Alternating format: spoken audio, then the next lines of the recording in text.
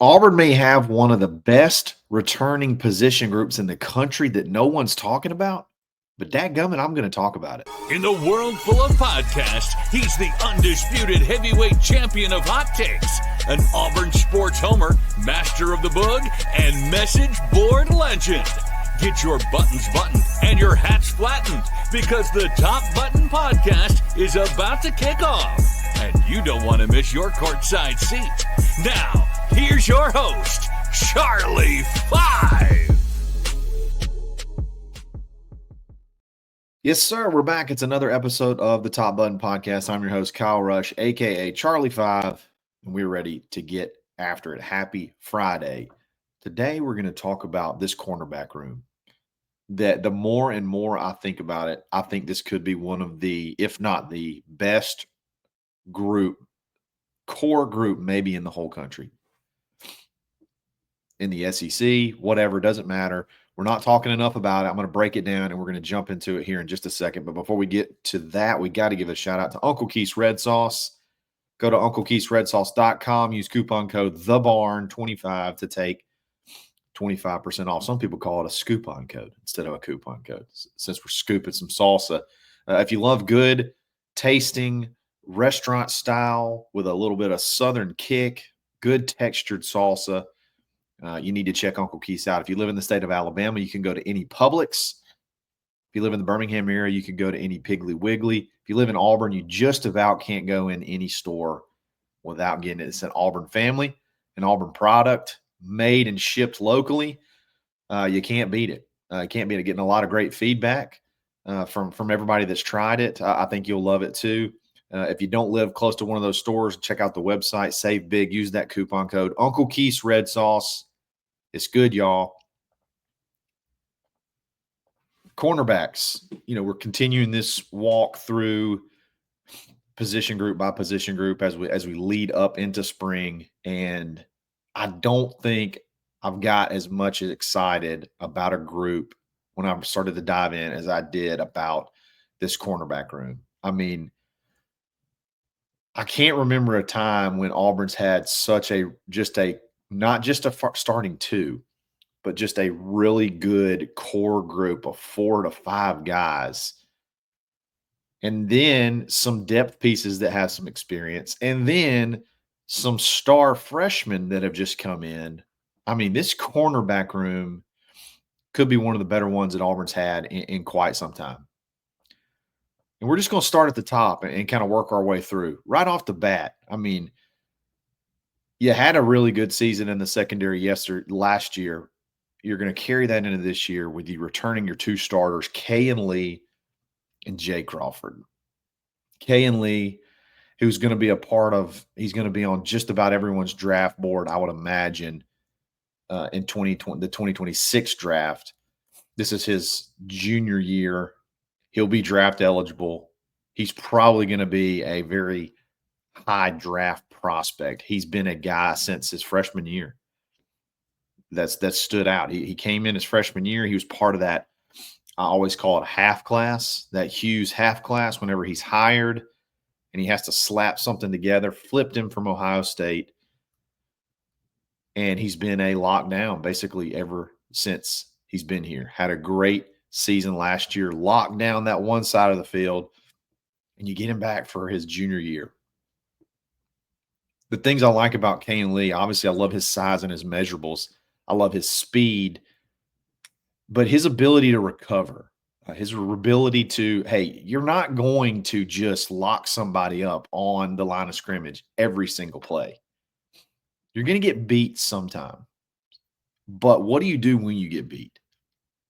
Kayin has the ability to rebound and close better than, a lot of guys that I can remember. I mean, he's a really multi-tooled, talented guy.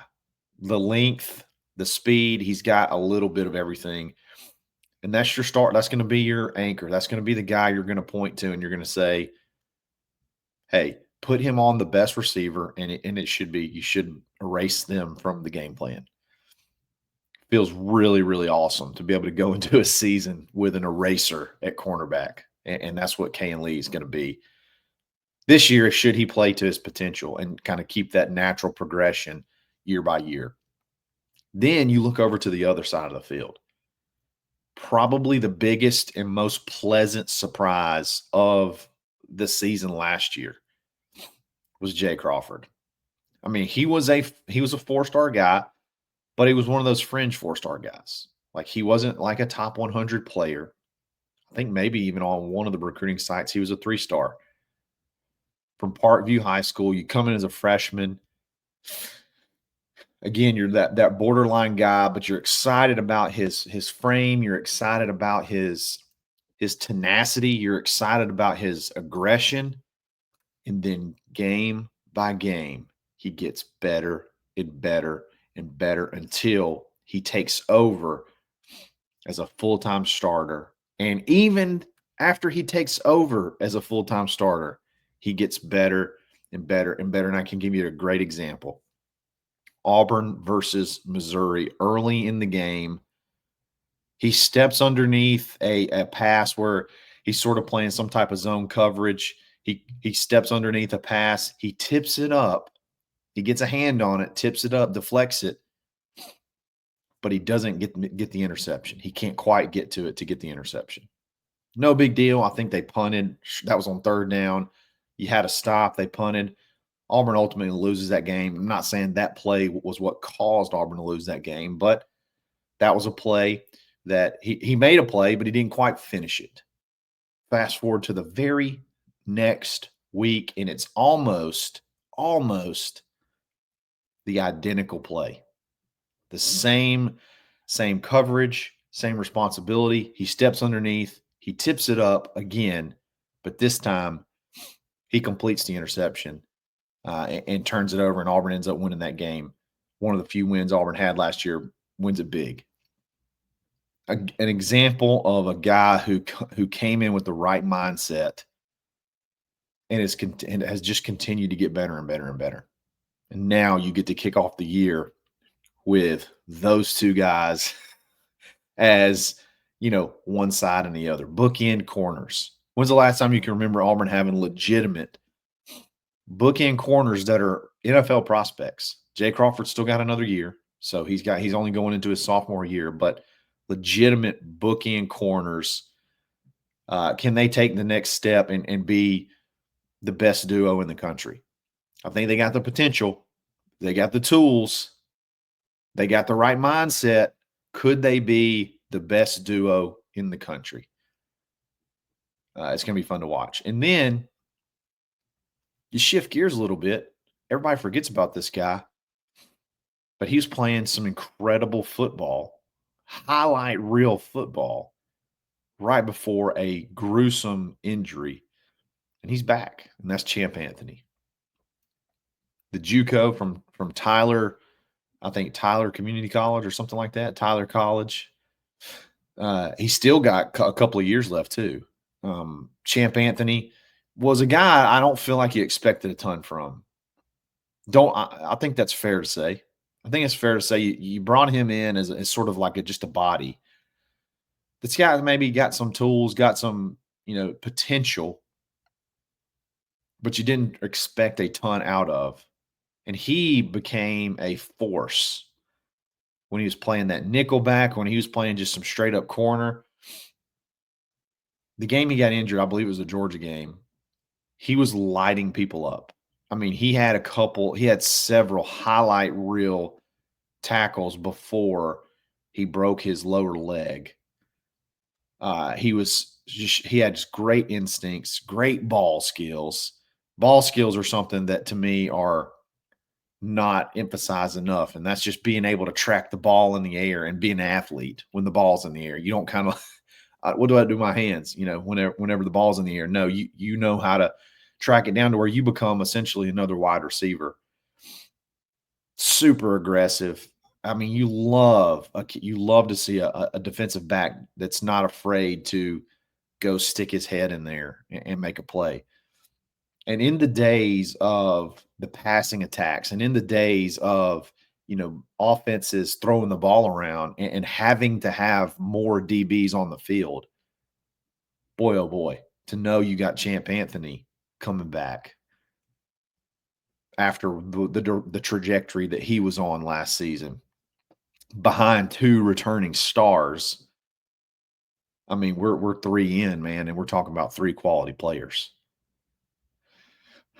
It gives me legitimately, I just got chill bumps thinking about how good this defensive back room could be, and we're not even through talking about it yet. So, I got another key, a new addition that's not being talked about enough that we're going to talk about in just a second. But before we do that, we got to give a shout out to Rowback.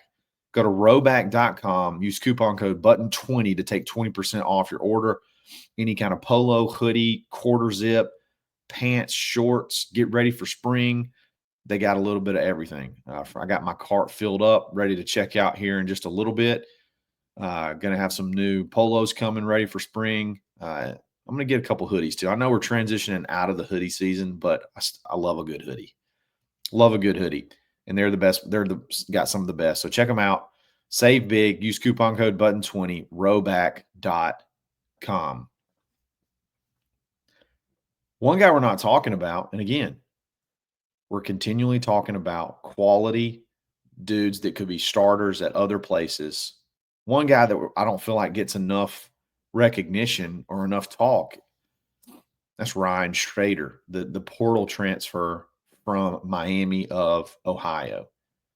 The College Sports Network just released, a couple of weeks ago, some of their top returning players in college football. And Ryan Strader was the top corner returning. That's over our own corners. That's over, that's over Kayin. That's over Jay Crawford. It's over everybody in the whole country. The top returning corner in college football, according to the Sports Network, the College Sports Network, is Ryan Strader. And we're not even talking about him necessarily being like the true number one starter. A guy that's coming in with 2 years to play. He's coming in as a junior. Good size, great speed. Had a number of pass deflections last year. The biggest question mark is, where does he play? Who does he take over? Who does he unseat? What a great problem to have, guys. Think about those 4 right there.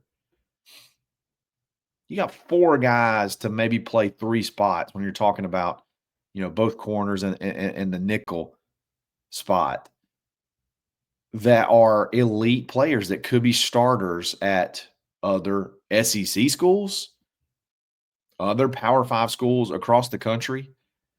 A lot of folks wanted Ryan Strader. I'm just the biggest concern, not even a concern. The biggest question mark is, where does he fit in? Is he gonna be one that could possibly unseat, Jay Crawford or Kayin? That would be really tough. But hey, if he does that, then he's a real good player. I don't necessarily see that coming, but how do you get that rotation working? Because this is a kid you got to get on the field. The kid you went out and sought out in the portal to bring in to add to this room. Where does he fit in? Could he be just hey, we're bringing him in because we want to get him some playing time this year because Kayin going into the draft, and then he can naturally just step right in and be that guy his senior year. So many options. Those 4 right there, if that does not get you fired up, thinking about those 4 guys right there, before we talk about anybody else, those 4 guys right there should get you incredibly excited about the potential of that cornerback room. I mean, it doesn't get much better than that, guys. It does not get much better than that. There's not many college teams. A lot of college teams are happy to have 2 guys that are starter level at corner, especially right now with the transfer portal and NIL. If you can have 2 starters, you're fired up and you just hope no one gets hurt. Auburn's got 4 guys that could be starters at just name the school, just about. Very, very exciting. It doesn't stop there, though. You got really quality depth guys. JC Hart played a little bit last year. He's been here a minute. He came in, I think, in the first half class as well. He's got all the physical. He's probably the most physically impressive of any corner we have. I think that's a fair statement.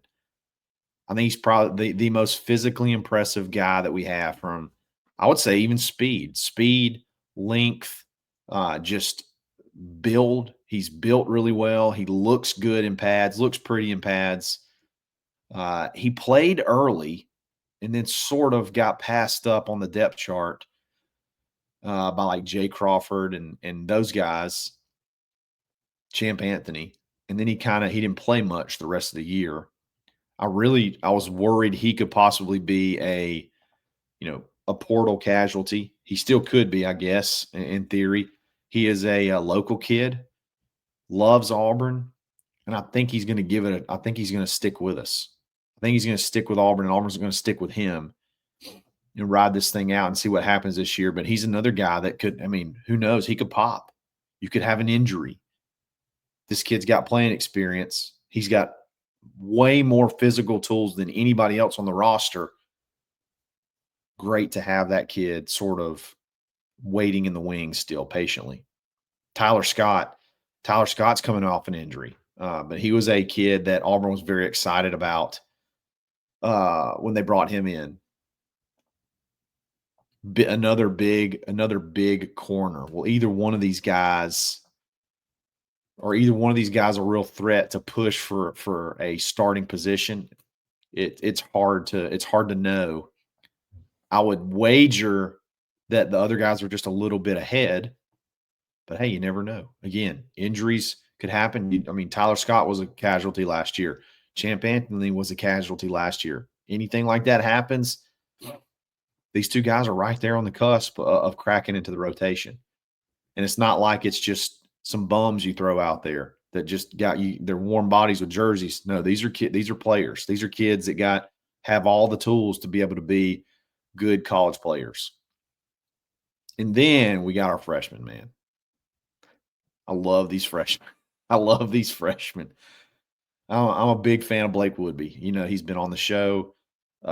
He's one of those glue guys of the class. He's one of those more outspoken members of the class that were very excited. They were locked in even through, the adversity that the season gave us last year, that the guys went through last year.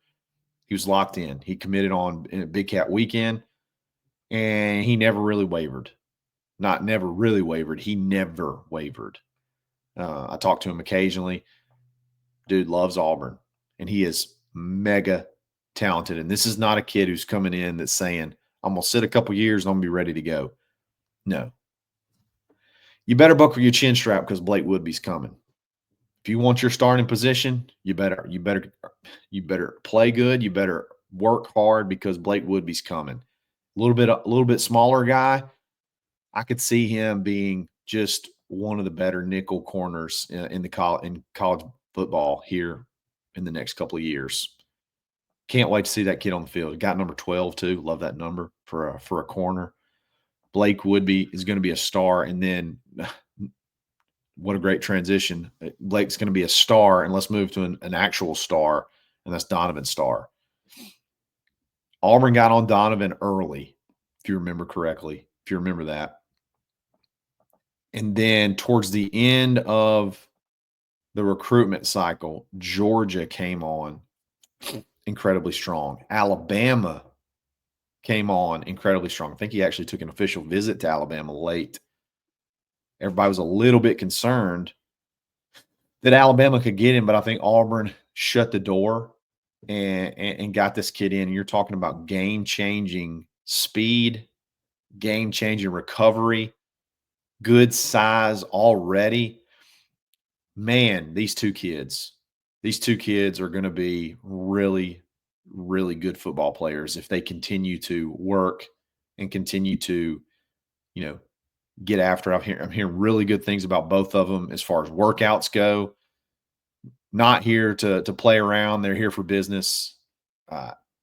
What do you expect out of those guys this year? No clue. No clue this year. I think you're just so incredibly deep that it would be hard to imagine these guys would get much playing time outside of like some mop-up duty or just a rash of injuries. But boy, the future's bright. The future is incredibly bright. and I don't think that's slowing down anytime soon. So what does this depth chart look like? Again, week one, who are the starters? I feel like if I was a betting guy, week one, I think you're rolling with Jay Crawford and Kayin Lee, and then maybe your nickel guy. It's going to be a fist fight between, maybe Ryan Strader and Champ Anthony. I'd probably, I don't know. I'd probably give the nod to Ryan Shrader right now. We'll have to see how spring evolves and how summer camp evolves, but I think I'd go with, or fall camp evolves. I think I'd go with Schrader at the moment.